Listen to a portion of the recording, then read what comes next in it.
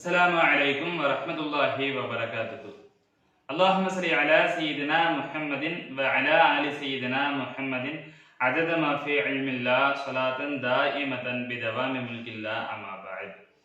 கண்ணியத்திற்குரிய அல்லாஹ்வின் நல்லடியார்களே, நாம் சென்ற தொடரிலே கடைசியாக ஒரு செய்தியை பதிவு செய்தோம். ஒரு மனிதன் அல்லாஹ்வை எந்த அளவு விளங்கிக் கொள்கின்றானோ அந்த அளவுதான் அவனுடைய வணக்கத்தின் தரம் இருக்கும். அல்லாஹ்வை விளங்கிய அளவுதான் ஒரு மனிதன் அமல் செய்வான் என்பதாக பார்த்தோம். அதற்கு சில விளக்கங்களை சொல்றாங்க. அந்த விளக்கங்களை பார்த்துட்டு கேள்வி பதில்களுக்குள்ளே நாம் செல்வோம். அதற்குண்டான விளக்கங்களாக சொல்றாங்க, அன்னல் மகூலாதி, மகூலான அறிவால் சிந்திக்கப்படக்கூடிய செய்திகள். நம்ம அறிவுல சில விஷயங்களை புரிஞ்சுக்கிறோம். அந்த செய்திகள் என்பது தஜ்ரி மஜ்ரல் அதிவியத்தில் ஜாலிவத்தில் இஸ்ஹதி. ஒரு மனிதன் நோயாளியாக இருக்கிறான்.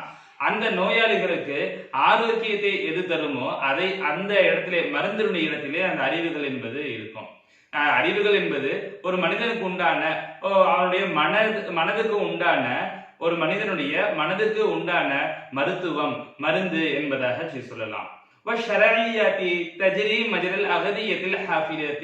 நாம தினசரி செய்யறோம்ல, தொழுகை, நோன்பு, ஜகாத், இது போன்ற அமல்கள் எல்லாம், அடுத்தவங்களோட நடந்து கொள்ளக்கூடிய அந்த தன்மைகள், இந்த இல்முல் முஆமலா என்று சொல்லப்படக்கூடிய இந்த கல்விகள் எல்லாம் இருக்குது அல்லவா, இந்த ஷரஈயத்தான அமல்கள் என்பது அது அன்றாடம் நாம் சாப்பிடக்கூடிய உணவை போன்றது.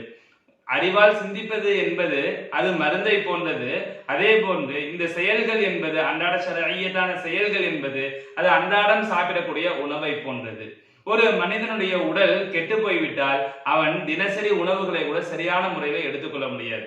தினசரி உணவுகளை சரியான முறையில் எடுத்துக்கொள்ள முடியாது. அதையும் மீறி அவன் எடுத்துக்கொண்டால் அது அவனுக்கு இடைஞ்சலாக கூட பல நேரங்களிலே ஆகிவிடும். அப்போது அந்த நோயை நீக்குவதற்கு என்ன செய்யணும்? முதல்ல அதற்குண்டான மருந்துகளை செலுத்தணும். மருந்துகளை செலுத்தி அந்த நோயை குணமாக்கி கொண்ட பிறகு, அதற்கு பிறகுதான் நம்ம அன்றாட உணவுகளை எடுத்துக்கொள்ள முடியும். அதே மாதிரிதான் எப்படி காஃபிர்கள் எல்லாம், உதாரணத்துக்கு காஃபிர்கள் எடுத்துக்கிறாங்க. காஃபிர்கள்ட்ட குர்ஆன் ஷரீஃப் ஓதப்படுகிறது. ஓதப்பட்டுச்சுன்னா என்ன செய்யறாங்க? அதை கொண்டு அவங்க பயன்பெற மாட்டாங்க. அவங்களுக்கு நன்மை கிடைக்குமா? ஒரு குர்ஆன் ஷரீஃபை ஓதுறதுக்கு காஃபிர்கள் கூட அரபு மொழிகளை கற்றுக்கொண்டு குர்ஆன் ஷரீஃபை ஓதுறாங்க. அதை கொண்டு அவர்களுக்கு நன்மை கிடைக்குமா? மாறாக காஃபிர்கள் திருந்த வேண்டும் என்ற எண்ணத்தில் இருந்தால் அது நன்மையாக கூட மாறி அவர்கள் இஸ்லாத்திற்கு வருவதற்கு காரணமாக கூட அமைஞ்சிடும். ஆனால் அவர்களுடைய முரட்டு சுபாவத்திலேயே, அந்த நோய் என்ற அந்த உள்ளத்திலேயே அவங்க இருந்தாங்கன்னு சொன்னா இது அவங்களுக்கு கண்டிப்பாக பிரயோஜனம் அளிக்காது. மாறாக இதுவா இப்படி எல்லாம் சொல்லியிருக்கிறான் என்பதாக அதை கிண்டல் செய்யக்கூடிய ஒரு சூழ்நிலைகளும், அதிலிருந்து அதிகமான இடைஞ்சல்களை பெறக்கூடிய ஒரு சூழ்நிலை தான் காஃபிர்கள் பெறுவாங்க. அதே மாதிரிதான் அவர்கள்ட்ட போய் நம்ம உபதேசம் செய்யறோம். சில நபர்கள் ஏற்றுக்கொள்வாங்க. அவங்களுக்கு இந்த கேட்கக்கூடியது கூட நன்மைகளாக மாறிவிடும். அவங்களுக்கு நோய் என்பது கம்மியான முறையில் இருக்குது. அது இந்த உபதேசங்கள் எல்லாம் அது இந்த நோய்களை போய் குணப்படுத்துது. இப்ப இவங்க உண்மையான நோய்களே இருக்கிறாங்க. அந்த நேரத்துல ஷரஈயத்தான அமல்களை மட்டும் நம்ம சொல்றோம். இந்த குர்ஆன் ஷரீஃப் ஓதுங்க, அதே மாதிரி உபதேசத்தை கேட்கறது, இது மாதிரி ஒரு விஷயத்தை மட்டும் செய்யும் போது அவங்களுக்கு அது எக்ஸ்ட்ரா அதிகபட்சமாக அவர்களுக்கு இடைஞ்சல் தான் தருமே ஒழிய இதன் மூலமாக இவங்க எந்தவித நன்மைகளையும் பெற்றுக்கொள்ள மாட்டார்கள் என்பதாக சொல்றாங்க. அதான் திருமறை ஷரீஃப்ல கூட நம்ம பார்க்கலாம்ல, ஃபீ குலூபிஹிம் மரலன் ஃபஸாதஹுமுல்லாஹு மரலன் வலஹும் அதாபுன் அலீம். அவருடைய உள்ளங்களிலே நோய் இருக்கிறது. இன்னும் நீங்கள் ஓதக்கூடிய இந்த ஓதுதல்கள் எல்லாம், இந்த குர்ஆனுடைய திருவசனங்கள் எல்லாம் அவர்களுக்கு நோய்களை இன்னும் அதிகப்படுத்துகிறது. மேலும் இவர்கள் கண்டிப்பாக தண்டிக்கப்படக்கூடியவர்கள் என்பதாக எல்லாம் சூரத்துல் பக்ரால கூட ஒரு ஆயத்து ஒன்று வரும். அந்த மாதிரி இவங்க எல்லாம் நோயாளிகள். அந்த நோயாளிகளுக்கு முதல்ல சிந்திக்கக்கூடிய அந்த திறனை ஏற்படுத்த வேண்டும். இது அல்லாஹ் என்றால் நாம் எப்படி அவனை அறிந்து கொள்ள வேண்டுமோ அந்த அறிவுகளை ஏற்படுத்த முடியும். இஸ்லாமிய ஷரீஅத்தை விட இஸ்லாமிய அதனை அந்தரங்கங்களை வைத்து, அதனுடைய தூய்மைகளை வைத்து மனிதர்கள் விலகி கொண்டு எத்தனை நபர்கள் முஸ்லிமாக மாறி இருக்கிறார்கள். ஆகையினால் இறைவனை அறியக்கூடிய அந்த அறிவு தான் மிக முதன்மையானது. அந்த அறிவை வைத்துதான் எல்லாவித வணக்கங்களும் பூர்த்தியாகும் என்பதாகவெல்லாம் இதற்கு சில விளக்கங்களை சொல்லித்தராங்க. அல்லாஹ் சொல்லுவான், திருமறை வசனங்களை கேட்டு யார் யாரெல்லாம் முஸ்லீம் ஆகலையோ அவங்கள பார்த்து அல்லாஹ் சொல்லுவான், அவங்களுடைய செவிகள்ல ஒரு தடை இருக்கிறது, அவருடைய பார்வைகள்ல ஒரு தடை இருக்கிறது, அவருடைய உள்ளங்களிலே நோய் இருக்கிறது. அப்ப இதுக்கெல்லாம் மருந்து போடக்கூடிய அந்த மருந்து என்னன்னு பார்த்தோம்னா சரியான சிந்தனைகள், இந்த சிந்தனைகள், இந்த அறிவுகள், இஸ்லாமிய சிந்தனைகள் அவங்களுக்கு இருந்துச்சுன்னா இதுல இருந்தெல்லாம் அவங்க வெளிப்பட்டு விடுவாங்க. இது இல்லைன்னா நம்ம குர்ஆன் ஷரீஃபையே ஓதினாலும் கூட அவர்களுக்கு அது ஏற்றுக்கொள்ளப்படாது. அதே மாதிரிதான் பெருமாள் ஸல்லல்லாஹு இன்னொரு ஹதீஸ கூட நம்ம கேள்விப்பட்டிருப்போம். சில நபர்கள் குர்ஆனை மிக அழகாக ஓதுவாங்க, கேட்கறதுக்கு ரொம்ப இனிமையாக இருக்கும். ஆனாலும் அந்த குர்ஆனுடைய வசனங்கள் அவர்களின் தொண்டை குழிக்கு கீழாக செல்லாது என்பதாக. அவங்களும் இஸ்லாமியர்கள் தான், அவங்களும் அழகாக ஓதுவாங்க, கற்றுக்கொண்டு வருவாங்க, கேட்பதற்கு இனிமையாக இருக்கும். அவர்கள் ஓதக்கூடிய அந்த ஓதுதலிலிருந்து நாம் மெய் மறந்து போய் விடுவோம், அந்த அளவு அழகாக ஓதுவாங்க. ஆனாலும் அவர்கள் ஓதக்கூடிய அந்த ஓதுதல் நன்மைகள் கிடைக்கணும் இல்ல, ஆனா நன்மைகள் கிடைக்காம என்ன செய்யும், அது தொண்டை குழிக்கு கீழாகவே செல்லாது என்பதாக சில நபர்களை பற்றி பெருமாள் ஸல்லல்லாஹு சொல்லியிருக்காங்க. அப்படிப்பட்டவங்க தான் இன்று பார்த்தோம்னா அல்லாஹ்வை பற்றி சிந்திக்க கூடாது. இன்னைக்கு நிறைய பேர் அல்லாஹ்வை பற்றி சிந்திக்க கூடாது என்பதாகவெல்லாம் சொல்றாங்க. சில ஹதீஸ்களையும் அதற்கு ஆதாரமாக சொல்றாங்க. அப்ப இந்த தன்மைகள்ல யார் யாரெல்லாம் இருக்கிறாங்களோ அவங்களுக்கு தான் உள்ளத்துல நோய் இருக்கிறது, அவர்கள் அவருடைய எண்ணங்களிலிருந்து மாறவே மாட்டார்கள் என்பதாகவெல்லாம் இமாம் கஸாலி ரஹ்மத்துல்லாஹி அலைஹி அவங்க சில விளக்கங்களை தராங்க. அடுத்தபடியாக இப்போ ஒரு கேள்வியை கேட்கிறாங்க. பொதுவா அந்த காலத்துல சில சூஃபியாக்கள் இந்த சவுஃப் என்ற அந்த ஞான கலைகளை பற்றி பேசக்கூடியவர்கள் கூட இமாம் கஸாலி ரஹ்மத்துல்லாஹி அலைஹி அவங்களுடைய காலத்துல இருந்த சில சூஃபியாக்கள் என்ன செய்றாங்க, அறிவை மிக மோசமாக சொல்லியிருக்காங்க. அறிவு என்பது மிக மோசமானது, சிந்திக்க கூடாது என்பதாகவெல்லாம் சில சூஃபியாக்களே சொல்லியிருக்கிறாங்க. அவங்க என்ன செய்யறாங்க, திக்ருகளையும் சாலிஹான நல்ல அமல்களையும் இவங்க நல்லது என்பதாக அந்த சூஃபியாக்கள் நினைச்சிருக்கிறாங்க. சிந்திப்பதையும் அறிவையும் இவங்க திட்டி இருக்கிறாங்க. இப்படியும் சில செய்திகள் நமக்கு கிடைக்குது.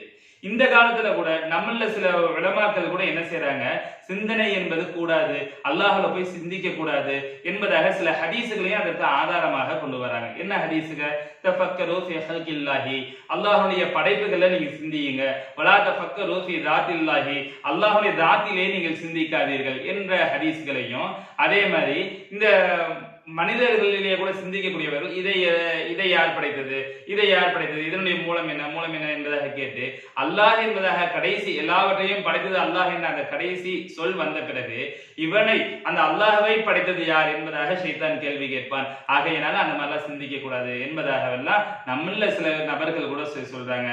இது போன்ற விஷயங்களுக்கு நாம் கண்டிப்பாக விளக்கங்களை தெரிஞ்சுக்கணும். இந்த ஹதீஸ் சொல்றது எதற்காக இந்த ஹதீஸுகள் சொல்லப்பட்டிருக்குது, அது இந்த காலத்துல நல்ல சுன்னத்துல் ஜமாத்துடைய அகீதாக்கள் இருக்கக்கூடியவங்க அவங்களுடைய அகீதாக்கு தகுந்தாற் போன்ற உண்டான ஆதாரங்களை தெரிஞ்சு கொள்வதை விட மிக முக்கியமான விஷயங்கள் என்னன்னு சொன்னா இது போன்ற விஷயங்களுக்கு என்ன பதில் என்பதாக தெரிஞ்சுக்கணும். ஏன்னா குழப்பவாதிகள் இதுல இருந்துதான் ஆரம்பிக்கிறாங்க. அவர்களுக்கு சாதகமாக சில ஹதீஸ்களை கண்டுபிடிச்சிட்டு அந்த ஹதீஸனுடைய உண்மை தரத்தை அவங்க விளங்குறது இல்லை. அந்த ஹதீஸ் எதற்காக சொல்லப்பட்டது, எந்த காலத்துல சொல்லப்பட்டு, யாரை பார்த்து அவங்க சொன்னாங்க, இந்த ஹதீஸுடைய உண்மையான விளக்கங்கள் என்ன, இதனுடைய சரியான விளக்கங்கள் என்ன, எதையுமே அவர்கள் விளங்குவதில்லை. அதே மாதிரி அவங்க விளங்கினால் கூட இவர்கள் குழப்பம் செய்ய வேண்டும் என்ற ஒரு எண்ணத்தில் இருப்பதனால பொதுமக்கள்கிட்ட வராங்க. அவங்களுக்கு தெரியாது என்பதற்காக இந்த ஹதீஸ் இங்க இருக்குது, புகாரில இருக்குது, முஸ்லிம்ல இருக்குது, இப்படியெல்லாம் இருக்குது என்பதாக தங்களுடைய சரியில்லாத அகீதாக்களுக்கு அவைகளை ஆதாரமாக சேர்த்துக் கொள்றாங்க. அப்ப நம்மளை போன்ற சுன்னத்துல் ஜமாத்துல இருக்கக்கூடிய அந்த மனிதர்கள் நமக்கு உண்டான தலீல்களை தெரிந்து கொள்வதை விட இது போன்ற விஷயங்களுக்கு ஆதாரங்களை தெரிந்து கொள்வது மிக முக்கியமான விஷயமாக இருக்குது. நிறைய ஹதீஸ்களை இதுல சொல்லலாம். இப்ப மதுஹப் குர்ஆன்ல இருக்குதா, ஹதீஸ்ல இருக்குதா, புகாரில இருக்குதா என்பதாக கேட்பாங்க நிறைய நபர்கள். அப்ப இந்த புகாரியை எழுதின அந்த இமாமே மதுஹபுடைய இமாம்கள் தான் படிச்சிருக்கிறாங்க, அவங்களும் மதுஹபுகளை பின்பற்றி இருக்கிறாங்க என்பதாகவும் வருது. அவங்க தனியா முஜ்தஹிதாக இருந்தாங்க என்பதாகவும் சில செய்திகள் வருது. ஆனா அவங்க உஸ்தாத்மாக படிச்ச பார்த்தோம்னா ஷாஃபி ரஹ்மத்துல்லாஹி அலைஹி, ஹம்பலி ரஹ்மத்துல்லாஹி அலைஹி இவங்களை போன்ற மதுஹபுகளை தோற்றுவித்தவர்கள் தான் இவங்களுடைய உஸ்தாதாக இருக்கிறாங்க. இன்னும் நிறைய செய்திகளை இந்த மாதிரி நம்ம சொல்லிட்டே போலாம். ஸல்லல்லாஹு அலைஹி வஸல்லம் ஒரு ஹதீஸ் வரும், லா தத்தஹிது கப்ரி ஈதா, என்னோட கபரை ஈதாக மாற்றிக்கொள்ளாதீர்கள். இதை யாரை பார்த்து சொன்னாங்க, இதை எதற்காக சொன்னாங்க, இதனுடைய உள்ளர்த்தம் என்ன என்பதையெல்லாம் விளங்காததுனால ஜியாரத்தே கூடாது, பெருமானார் ஸல்லல்லாஹு அலைஹி வஸல்லம் ரவுலாவை கூட நாம தரிசிக்க கூடாது என்பதாகவெல்லாம் விஷம பிரச்சாரங்கள் செய்யறாங்க. அப்ப இதற்கு உண்டான விளக்கங்களை எல்லாம் நம்ம தெரிஞ்சு கொள்ளதான் செய்யணும். அப்ப அந்த வகையில தான் இமாம் கஸாலி ரஹ்மத்துல்லாஹி அலைஹி அவங்க ஒரு கேள்வி எழுப்புறாங்க. அந்த காலத்தில் வாழ்ந்த சில சூஃபியாக்கள் கூட அறிவுகளை திட்டி இருக்கிறார்களே, திட்டியதாக செய்திகள் கிடைக்கிறது, இருக்கிறது. அப்ப சூஃபியாக்களே அறிவுகளை திட்டும் பொழுது நீங்க மட்டும் அறிவுகள் அது உயர்ந்தது, அதை பற்றி நாம் அறிந்து கொள்ள வேண்டும், அதுதான் மிகச்சிறந்த இபாதத் என்பதாகவெல்லாம் அறிவை புகழ்கிறீர்களே, இதை நாம் எப்படி ஏற்றுக்கொள்வது என்பதாக ஒரு கேள்வியை எழுப்புறாங்க. அதற்குண்டான காரணத்தையும் சொல்றாங்க. இதற்குண்டான காரணம் என்ன தெரியுமா? இதற்குண்டான பதில் என்ன தெரியுமா? ஏன் தெரியுமா அவங்க எல்லாம் அறிவுகளை திட்டுனாங்க? அண்ணன் நாச, அந்த காலத்துல வாழ்ந்த மக்கள் எல்லாம் நகலு இஸ்மல் அகலி வல் மகூலி இலல் முஜாதலத்தி வல் முனாலரத்தி பில் முனாகலாத்தி வல் இல்சாமாத்தி. இவங்க இந்த அறிவு என்ற பெயரையும் இந்த அறிவு என்ற மகூல் இந்த ஃபன்னையும் என்ன செய்யறாங்க, இதை வேறொரு விஷயத்துக்கு மாத்தி உபயோகிக்க ஆரம்பிச்சிடுறாங்க. காலத்துல வாழ்ந்த ஆலிம்கள் அவங்க என்ன செய்யறாங்க, இந்த அறிவு என்ற வார்த்தையை வேறொரு விஷயத்துக்கு உபயோகிக்க ஆரம்பிச்சிடுறாங்க. என்ன எதுக்காக உபயோகிச்சாங்க? முஜாதலா, ஒருத்தருக்கு ஒருத்தர் வாதாடுவது, அதே மாதிரி ஒருத்தருக்கு ஒருத்தர் தர்க்கம் செய்வது, இது போன்ற விஷயத்துக்கு அறிவை உபயோகிக்க ஆரம்பிச்சிட்டாங்க. அறிவுனாவே இப்படி யார் யாரெல்லாம் தர்க்கம் செய்கின்றார்கள், இப்ப ஷரியத் ரீதியாக கூட பல விஷயங்கள் இருக்குது, தவறான அக்கீதாக்கள் உள்ளவங்க இருக்கிறாங்க. இவங்கள்ட்ட நம்ம முஜாதலா செய்யறோம், முனாலரா செய்யறோம், இது மட்டும்தான் அறிவு என்பதாக இந்த அறிவு என்ற வார்த்தையை அதற்கு கொண்டு போய் உபயோகிக்க ஆரம்பித்துட்டாங்க. ஆகையினாலதான் அந்த காலத்துல வாழ்ந்த சூஃபியாக்கள் பார்த்தாங்க, இதற்காக ஷரியத்துகள் ஏற்படுத்தப்படவில்லை, இப்படி ஒருவருக்கொருவர் சண்டை பிடித்துக் கொள்வதற்காக ஷரியத்துகள் ஏற்படுத்தப்படவில்லை, இந்த முனாலரா இந்த தர்க்கத்திற்காக ஷரியத்துகள் ஏற்படுத்தப்படவில்லை என்பதற்காக இதைத்தானே நம்ம அறிவு நினைச்சிட்டு இருக்கிறோம். ஆகையினால இந்த அறிவுகள் மோசமானது என்பதாகவெல்லாம் அவங்க அதை பற்றி இகழ்வாக பேச ஆரம்பிச்சிட்டாங்க. மேலும் சொல்றாங்க, பலம் யக்திரு அலா ஐ யுகர்ரிரு இந்தஹும் அன்னக்கும் அஃதஅதும் ஃபி தஸ்மியதி. அந்த காலத்துல இவங்க இதை விளக்கி இருக்கலாமே என்பதாக ஒரு கேள்வி கேட்கலாம். இப்ப அறிவு என்பதாக இவங்க தான் தப்பான ஒரு பொருளுக்கு உபயோகிக்க ஆரம்பிச்சிட்டாங்க. இந்த சூஃபியாக்கள் அறிவுனா அது இல்ல இதுதானா என்பதாக விளக்கி இருக்கலாமே என்ற கேள்வி கேட்கும் பொழுது, இது கொஞ்ச காலமாக அந்த ஆளுங்கள் பயன்படுத்த ஆரம்பித்ததுல இருந்து அதற்கே காலம் காலமாக உபயோகிக்கிறாங்க. இவர்களும் இந்த சூஃபியா இன்னைக்கு நீங்க எதை அறிவுன்னு விளங்கி வச்சிருக்கீங்களோ அது இகழ்வானதுதான் என்பதாக அவங்க விளக்கம் தராங்க. சரி, இப்ப கசாலி ரஹ்மத்துல்லாஹி அலைஹி அவங்க நம்மளை பார்த்து ஒரு கேள்வி கேட்கறாங்க. சரி, உண்மையில நீங்க சொன்னது போல சில சூஃபியாக்கள் சொல்றாங்கன்னு சொல்றீங்கல்ல, அது மாதிரி இந்த அறிவு என்பது இகழ்வானதுன்னு நம்ம வச்சுக்கலாம். அப்படி நம்ம வச்சுக்கிட்டோம்னா இந்த அறிவை வைத்து தானே நாம் அல்லாஹ்வை விளங்கி கொள்ள முடியுது, அண்ணல் பெருமானார் ரசூலை கரீம் ஸல்லல்லாஹு அலைஹி வஸல்லம் அவர்களை விளங்கி கொள்ள முடியுது, அவர்கள் காட்டி தந்த ஷரீஅத்துகளை விளங்கி கொள்ள முடிகிறது. ஒரு மனிதருக்கு அறிவே இல்லை, சிந்திக்கக்கூடிய ஒரு இதே என்பதாகவே இவர் எப்படி ஷரீஅத்துகளை புரிந்து கொள்வார், பெருமானார் ஸல்லல்லாஹு அவர்களுடைய உயர்வுகளை விளங்கிக் கொள்வார், அல்லாஹ்வை பற்றி விளங்கிக் கொள்வார். இப்படியெல்லாம் எதையுமே அவர் விளங்கிக் கொள்ள முடியாமல் போகிறது. இப்போது அல்லாஹ் உயர்ந்தவன், பெருமானார் ஸல்லல்லாஹு அவர்கள் உயர்ந்தவர்கள், அவர்கள் காட்டி தந்த அந்த ஷரீஅத்துகள் உயர்ந்தது, இவர்களை எல்லாம் காட்டி தரக்கூடிய அறிவு இகழ்ந்தது என்பதாக எப்படி நாம சொல்ல முடியும்? அப்ப இவைகளை எல்லாம் காட்டி தந்த இந்த அறிவும் உயர்ந்ததுதான் என்பதாக, அறிவு உயர்ந்தது என்பதற்கு பல தர்க்கபூர்வமாகவும் சில காரணங்களை சொல்லி தராங்க. அடுத்தபடியாக சில ஹதீசுகளை கொண்டு வராங்க. அறிவுகளை இகழ்ந்து சில ஹதீசுகள் வருது, அந்த ஹதீசுகள் அதற்குண்டான விளக்கங்கள் என்ன, அந்த ஹதீசுகளை சொல்லி அதற்குண்டான விளக்கங்கள் என்ன என்பதாக சில செய்திகளை கொண்டு வராங்க. இன்ஷா அல்லாஹ் அடுத்த தொடர்கள்ல அந்த ஹதீசுகளையும் அதற்கான விளக்கங்களையும் பார்க்கலாம். ஸல்லல்லாஹு அலா முஹம்மத் யா ரப்பி ஸல்லி அலைஹி வஸல்லிம். அஸ்ஸலாமு அலைக்கும் வ ரஹ்மத்துல்லாஹி வ பரகாத்துஹு.